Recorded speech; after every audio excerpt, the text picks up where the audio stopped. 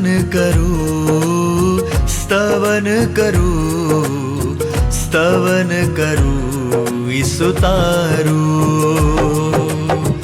વચન સુણીને ગ્રહણ કરું સહુ, તેને પંથે ચાલું. સ્તવન કરું, સ્તવન કરું, સ્તવન કરું ઈસુ તારું. ટીટીવી ગુજરાતી 850 ઇન્ટ્રો. કેમ છો મારા વાલા મિત્રો? આજના સ્તવન કાર્યક્રમમાં હું આપનું હાર્દિક સ્વાગત કરું છું. તમે બધા જ જાણો છો કે સ્તવન કાર્યક્રમમાં આપણે પવિત્ર બાઇબલમાંથી ઈશ્વરના વચનોની સમજ લઈ રહ્યા છીએ. તમે બધા દરરોજ અમારી સાથે જોડાયેલા રહો છો તે માટે આભાર. મિત્રો, આજથી આપણે બાઇબલના નવા કરારમાંથી તિમોથીના પહેલા પત્રનો અભ્યાસ શરૂ કરીશું. તેમાં આપણે આ પુસ્તકનો પરિચય અને પ્રથમ અધ્યાયની પ્રથમ કલમ વિશે જોઈશું. આજના અભ્યાસમાં આપણે પાળકીય પત્ર તરીકે ઓળખાતા આ પત્રને સમજવાનો પ્રયત્ન કરીશું. તો આવો મિત્રો, આજના અભ્યાસમાં આગળ વધીએ.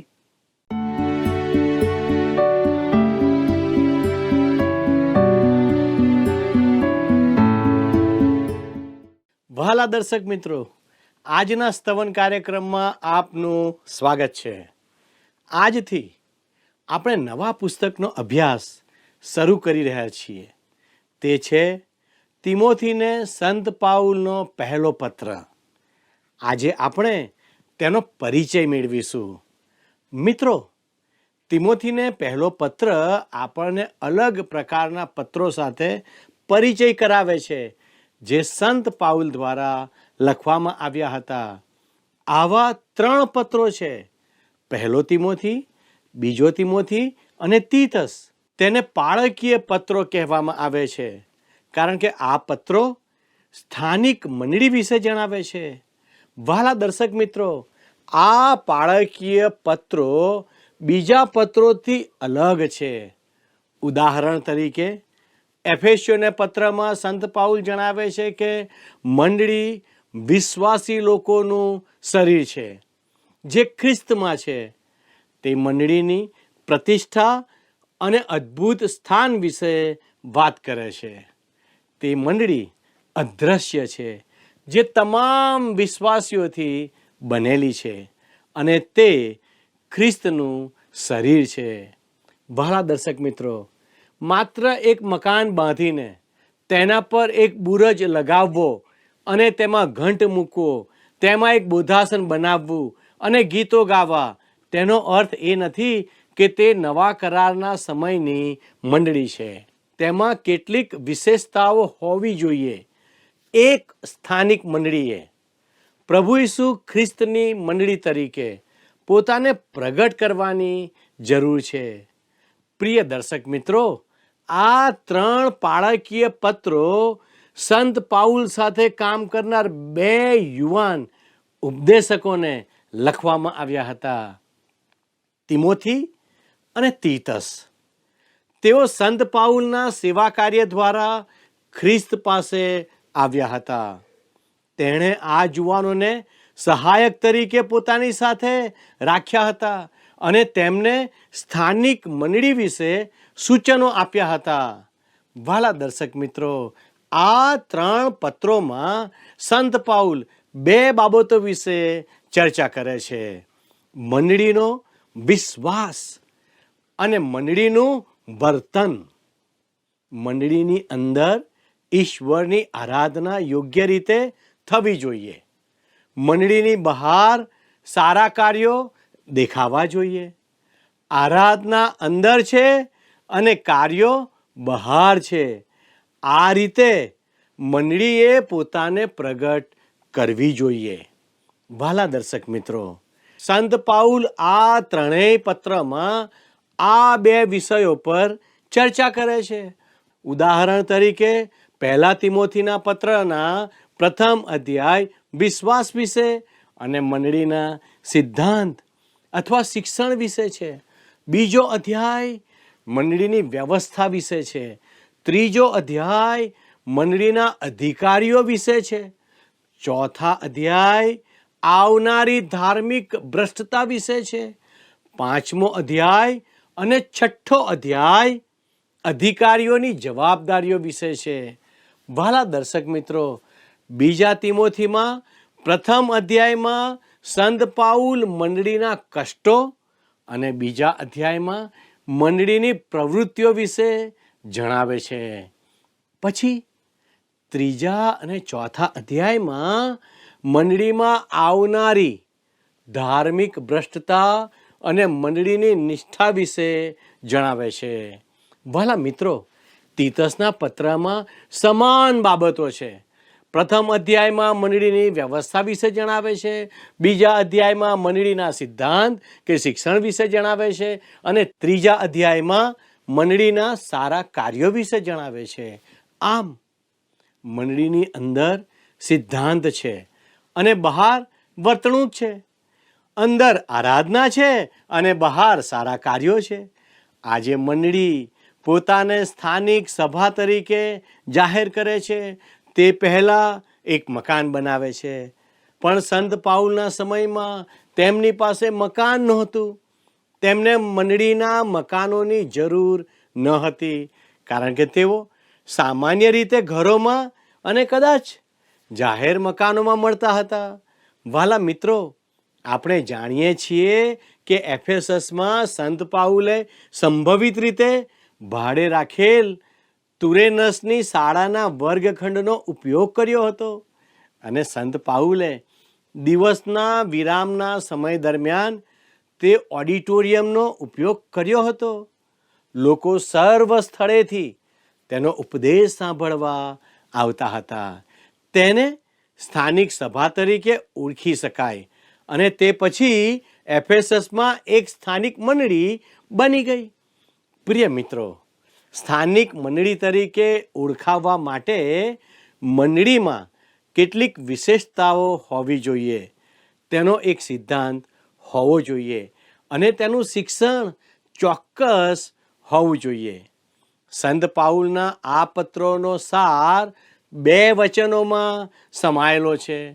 પહેલો તિમોથી 1 અને 3 જણાવે છે કે હું મકદોનિયા જતો હતો ત્યારે મેં તને વિનંતી કરી હતી તેમ ફરીથી કરું છું કે તારે એફેસસમાં થોભવું અને ત્યાંના કેટલાક માણસોને આજ્ઞા કરવી કે તેઓ જુદા પ્રકારનો ઉપદેશ ન કરે. મારા પ્રિય દર્શક મિત્રો, મંડળીનું શિક્ષણ ચોક્કસ હોવું જોઈએ. ફક્ત મકાન પરનો બુરજ તેને સ્થાનિક મંડળી બનાવતો નથી. વહાલા દર્શક મિત્રો, ત્યાર પછી પહેલો તિમોથી 3 અને 15માં સંત પાઉલ તિમોથીને કહે છે કે જેથી જો મને આવતા વાર લાગે તો માણસોએ દેવના ઘરમાં આવતા કેવી રીતે વર્તવું એ તારા જાણવામાં આવે. એ ઘર તો જીવતા દેવની મંડળી, સત્યનો સ્તંભ તથા પાયો છે. વહાલા દર્શક મિત્રો, સ્થાનિક મંડળી ખ્રિસ્તના શરીરના અંગોની જેમ વિશ્વાસીઓથી બનેલી છે. તેમને કાર્યરત રહેવા માટે આગેવાનોની જરૂર છે. મંડળીમાં કોઈને સફાઈ કામ માટે તો કોઈને રસોઈ માટે કામની સોંપણી કરવી પડે, ખરું ને? આ ઉપરાંત સંત પાઉલ કહે છે કે મંડળીને વ્યવસ્થિત રાખવા માટે અધિકારીઓની જરૂર છે. અધિકારીઓએ ચોક્કસ આવશ્યકતાઓ પૂરી કરવી જોઈએ. મંડળીએ વ્યવસ્થિત રીતે કાર્ય કરવું જોઈએ અને સમાજમાં પોતાને સારા કાર્યો દ્વારા પ્રગટ કરવા જોઈએ. મિત્રો, દુર્ભાગ્યવશ વર્તમાન સમયમાં સ્થાનિક મંડળી હંમેશા જે પ્રગટ કરવું જોઈએ તે પ્રગટ કરતી નથી. વહાલાઓ, આ બાળકીય પત્રોમાંથી 3 અલગ અલગ પ્રકારની મંડળીની વ્યવસ્થા પદ્ધતિની રચના થઈ છે, જે મોટી મંડળીઓ સંપ્રદાયો દ્વારા અપનાવવામાં આવી છે. પ્રાચીન સમયમાં મંડળીઓના સિદ્ધાંતો પર એટલા મતભેદ નહોતા જેટલા કે મંડળીના વહીવટના મુદ્દે હતા. એટલે કે સ્થાનિક મંડળી કેવી રીતે કાર્ય કરે તે વિષય પર વધુ મતભેદ ધરાવતા હતા. મને આશ્ચર્ય થાય છે કે તેઓ આ ત્રણેય પાળકીય પત્રોમાંથી 3 અલગ અલગ શાસન પદ્ધતિઓ કેવી રીતે શોધી શક્યા. પ્રથમ છે એપિસ્કોપલ બિશપ પ્રધાન વ્યવસ્થા પદ્ધતિ, જ્યાં એક અથવા કેટલાક લોકો મુખ્ય હોય છે. રોમન કેથોલિક મંડળી તે વ્યક્તિને પોપ કહે છે. અન્ય મંડળીઓમાં તેને આર્ચ બિશપ કહેવામાં આવે છે. જો એક કરતાં વધારે નેતા હોય તો તેમને બિશપ કહેવામાં આવે છે. કેટલીક મંડળીઓ એપિસ્કોપલ પદ્ધતિનું પાલન કરે છે. તે સ્થાનિક મંડળીની બહારના મુખ્ય લોકો દ્વારા નિયંત્રિત થાય છે. મંડળીના શાસનની બીજી પદ્ધતિને પ્રેસ્બિટેરિયન અથવા ધર્મસંઘના પ્રતિનિધિની પદ્ધતિ તરીકે ઓળખવામાં આવે છે. સ્થાનિક મંડળી તેના સભ્યોમાંથી કેટલાક પુરુષોને એલ્ડર્સ એટલે વડીલો અને ડિકન્સ એટલે સેવકો તરીકે ચૂંટે છે અને સ્થાનિક મંડળીનું સંચાલન તેમના હાથમાં હોય છે. તે સંગઠન સ્થાનિક મંડળીને નિયંત્રિત કરે છે. મંડળીના શાસનનો ત્રીજો પ્રકાર છે એ એપિસ્કોપલ પદ્ધતિથી વિપરીત છે, જેને કોંગ્રીગેશનલ કહેવાય છે.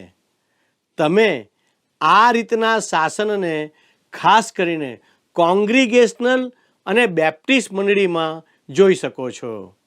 વહાલા દર્શક મિત્રો, અહીં નિર્ણયો લેવામાં લોકોનો મુખ્ય હિસ્સો હોય છે અને સ્થાનિક મંડળીની તમામ બાબતોમાં અંતિમ નિર્ણયો લોકોના હાથમાં હોય છે. મંડળીના સભ્યોને સ્વીકારવા સહિત તમામ મહત્વપૂર્ણ બાબતો પર સમગ્ર મંડળી મત આપે છે.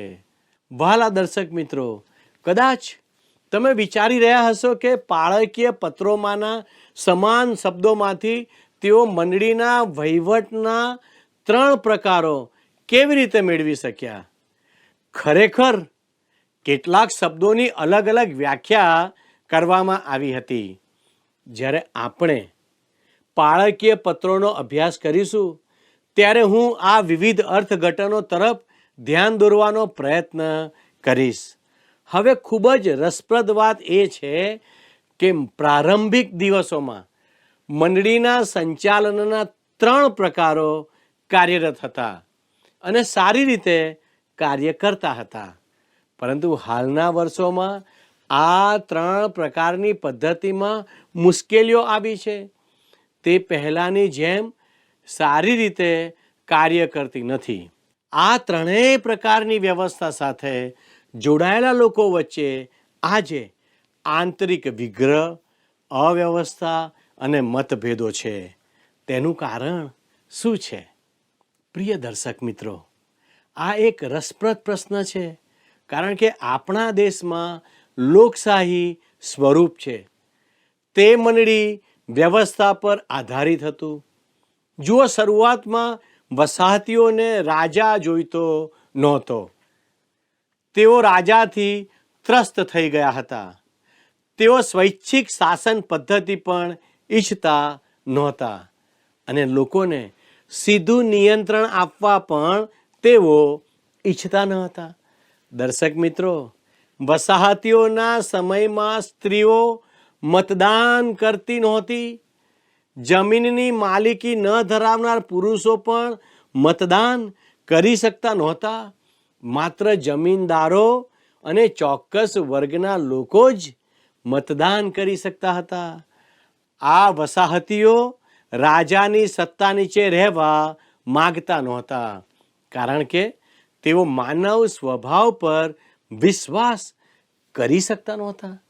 તેઓ એકબીજા પર પણ વિશ્વાસ નહોતા કરી શકતા.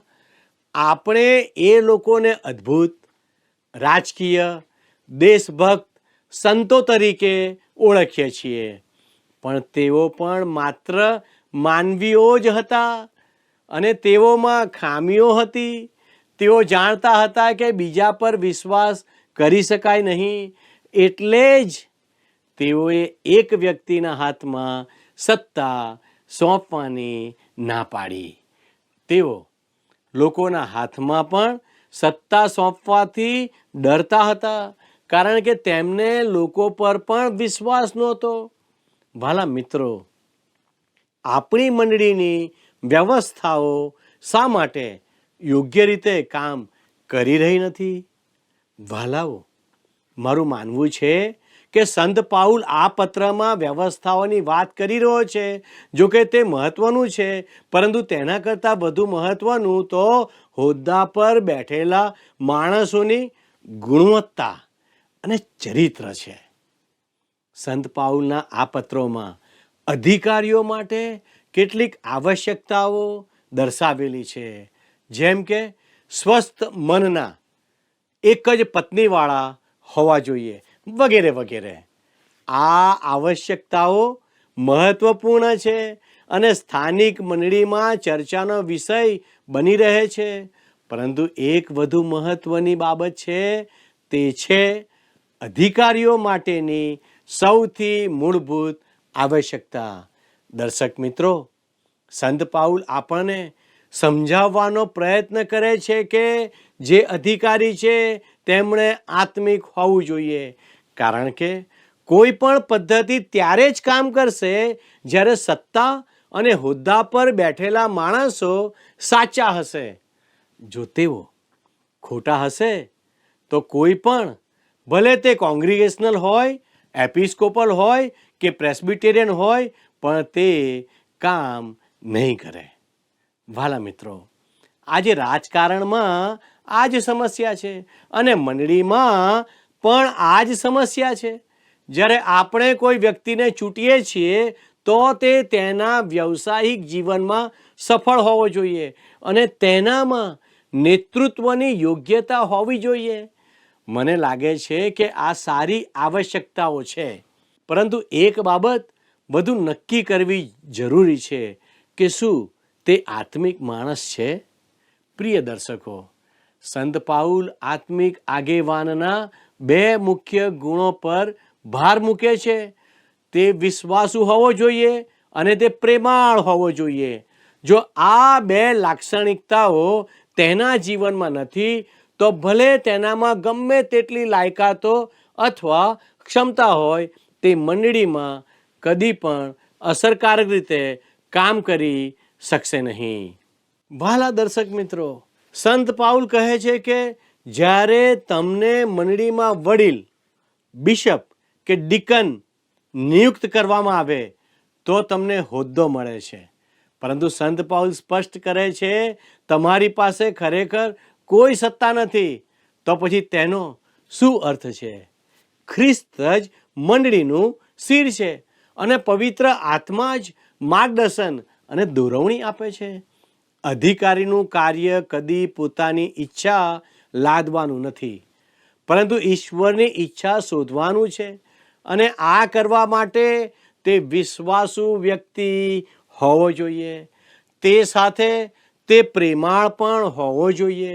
હવે આનો અર્થ એ નથી કે તે બધાને ખુશ કરવા મીઠી મીઠી વાતો કરે અથવા લોકોની ખુશામત કરે, પણ તેનું કાર્ય એ છે કે તે મંડળીમાં ખ્રિસ્તની ઈચ્છામાં અમલ મૂકે. તેની ફરજ છે કે મંડળીમાં ખ્રિસ્ત જ મુખ્ય છે એ સુનિશ્ચિત કરે. કેટલીક વાર મંડળીમાં બિનજરૂરી વિષય પર ચર્ચા થાય છે, જેનો મંડળીના આત્મિક કલ્યાણ સાથે કોઈ સંબંધ જ નથી. પરંતુ કોઈ જિદ્દી, હઠીલા અધિકારી જે પોતાને આત્મિક માને છે, એવા માણસોને એની કલ્પના પણ નથી હોતી કે તેનું કાર્ય ખ્રિસ્તની ઈચ્છા પૂરી કરવાનું છે, કારણ કે સૌ પ્રથમ તેણે કદી ખ્રિસ્તની ઈચ્છા શોધી જ નથી. તે માત્ર પોતાની જ ઈચ્છા પૂરી કરવાનો પ્રયત્ન કરે છે, કારણ કે તે માને છે કે તેની ઈચ્છા જ સાચી છે. ઓ મારા મિત્ર, આજે મંડળીના મુખ્ય શિર ખ્રિસ્ત છે. આપણે આ જોઈએ છીએ. સંત પાઉલે પ્રથમ જ વાક્યમાં ખ્રિસ્તને પ્રભુ ઈસુ ખ્રિસ્ત કહીને સંબોધન કર્યું છે. તે પ્રભુ છે અને યાદ રાખો કે તે જ પ્રથમ સ્થાને હોવા જોઈએ. પ્રભુ ઈસુએ પોતાના સમયમાં કહ્યું હતું, તમે મને પ્રભુ પ્રભુ કેમ કહો છો અને હું કહું છું તે કરતા નથી, જે લુક 6:46 છે. આજે મંડળીમાં ઘણા લોકો તેમને પ્રભુ કહે છે, પરંતુ વાસ્તવમાં તેમનું અનુસરણ જ નથી કરતા. ઈસુ જ મંડળીનું શિર છે. મંડળીમાં અધિકારી થવાનો અર્થ એ છે કે તમે ખ્રિસ્તની ઈચ્છા, તેમની આજ્ઞાઓ અને તેમની ઈચ્છા પૂર્ણ કરો. આજે એ જ જરૂરી છે, ખરું ને? મિત્રો, હું મંડળીની વ્યવસ્થા વિશે દલીલ કરવા માગતો નથી.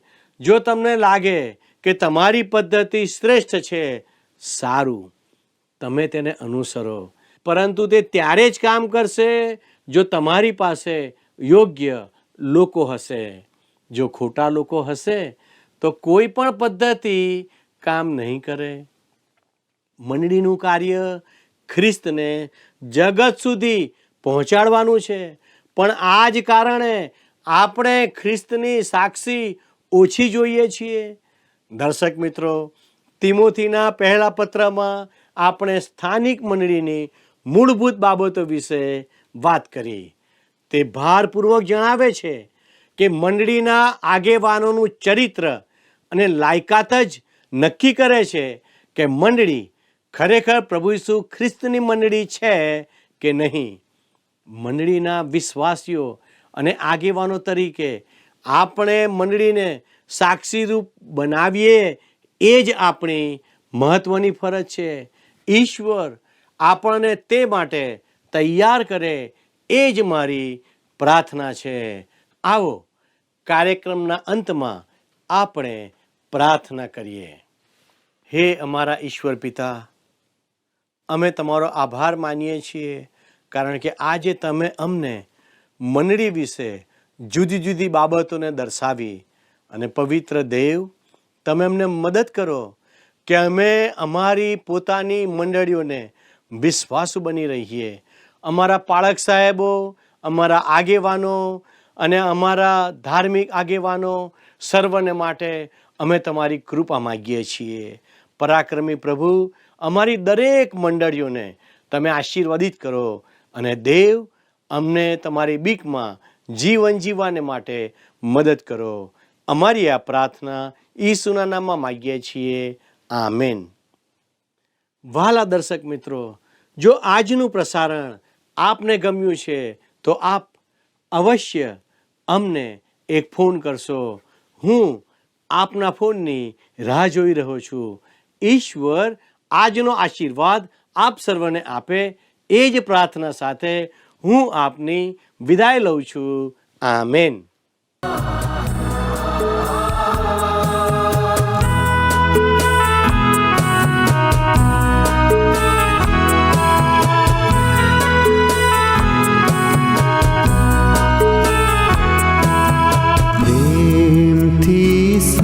બોલાવે જલ્દી આવો, પ્રેમથી શું બોલાવે જલ્દી આવો. પામો મુક્તિ ખરી, આનંદથી ભરપૂર થાઓ.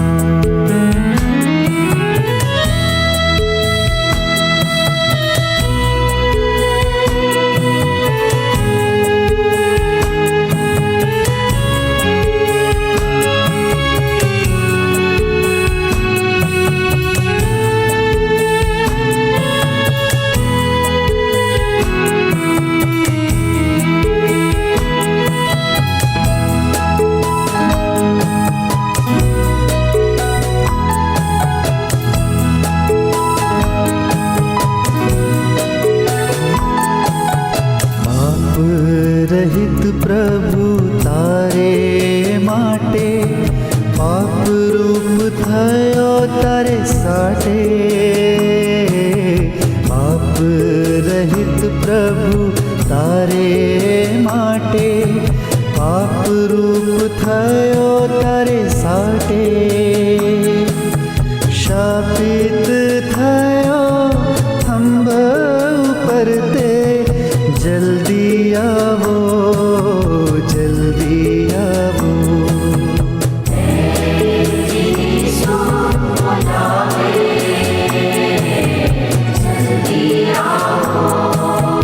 प्रेमથી શું બોલાવે જલ્દી આવો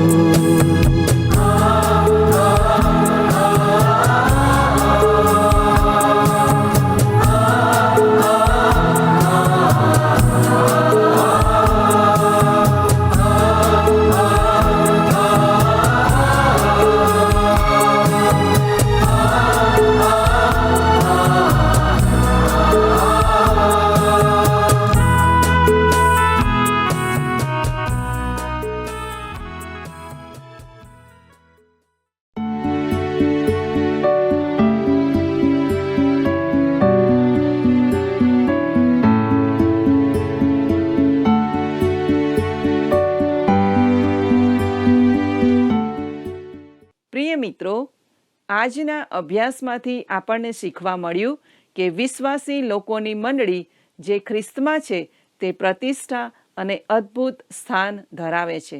આ મંડળી અદ્રશ્ય છે. હવે દ્રશ્ય મંડળીની વાત કરીએ તો હાલમાં આપણે બધા જે દેવળમાં જઈએ છીએ તે, જેમાં પ્રભુ મંદિર હોય, ક્વાયર હોય અને જુદી જુદી સમિતિઓ હોય અને વિવિધ લોકો તેમાં ભાગ લેતા હોય. પણ પાઉલ તેના 2 મિત્રોને કહી રહ્યો છે કે આ દ્રશ્ય મંડળીનો વિશ્વાસ અને મંડળીનું વર્તન કેવું હોવું જોઈએ.